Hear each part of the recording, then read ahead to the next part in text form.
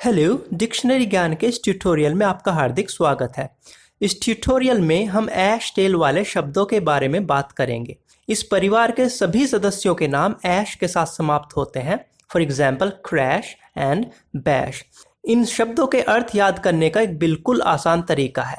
वो ट्रिक है कि ऐश का मतलब होता है दो चीज़ों या सतहों का आपस में जोर से टकराकर टूटना, फूटना या विनाश होना। दूसरे शब्दों में ऐश टेल वाले शब्दों का अर्थ टूट फूट, मारपीट या इस तरह के अन्य जान माल की हानियों से जुड़ा होता है। आइए अब एग्जाम्पल्स के माध्यम से कुछ वोकैबुलरी या वर्ड मीनिंग सीखते हैं। पहला शब्द है क्रैश। एज ए वर्ब इसका अर्थ है किसी चीज का विनाशकारी रूप से किसी अन्य चीज से टकराना। For example, as he was drunk he crashed his car into another one and damaged it completely.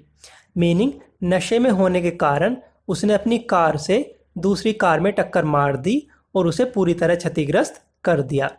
As a noun इसका अर्थ है हवाई जहाज या अन्य वाहन दुर्घटना। For example, nobody survived the plane crash. Meaning, विमान दुर्घटना में कोई नहीं बचा। Next is smash. As a verb इसका अर्थ है किसी चीज को हिंसक रूप से मारना या तोड़ना। For example, the flying ball smashed the window two pieces. Meaning, उड़ती हुई गेंद ने खिड़की को टुकड़े टुकड़े कर दिया। एज ए नाउन इसका अर्थ टूट फूट या इस तरह की आवाज से होता है। For example, I heard the loud smash of drop dishes in the kitchen. Meaning, मैंने रसोई में गिरे हुए बर्तनों की तेज आवाज सुनी। उसके बाद आते हैं bash, thrash and lash. As verbs तीनों शब्दों का अर्थ किसी को बुरी तरह से या निर्दयता से मारना पीटना होता है। बैश सामान्यतः लाठी डंडों के लिए, थ्रैश लात घूंसों के लिए, जबकि लैश कोड़े मारने को प्रदर्शित करता है। Example of bash is the police bashed the protesters with lathis and sticks. Meaning, police ने प्रदर्शनकारियों को लाठियों से पीटा। Example of thrash is the thief was thrashed severely by the mob. Meaning, भीड़ ने चोर को बुरी तरह से पीटा। Example of lash is people in several cultures still lash a culprit before the public as punishment. Meaning, कई संस्कृतियों में लोग अभी भी एक अपराधी को सजा के तौर पर जनता के सामने चाबुक मारते हैं। Next is slash. स्लैश का अर्थ है चाकू या तलवार से किसी चीज को काटना या नुकसान पहुंचाना। For example, the gardener slashed his own finger accidentally with a sickle. Meaning, माली ने गलती से दराती से अपनी ही अंगुली काट ली। बाय एक्सटेंशन इसका मतलब कीमतों, बजट आदि में तेज कटौती करना होता है। For instance, the prices of the essential commodities have been slashed by 30% in the past 1 month।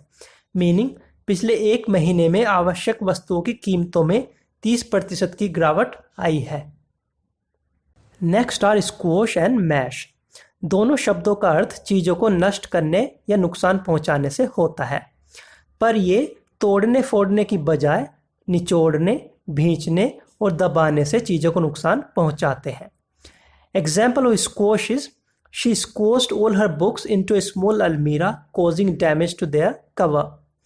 Meaning, उसने अपनी सभी पुस्तकों को एक छोटी सी अलमारी में घुसा दिया जिससे उनके कवर फट गए।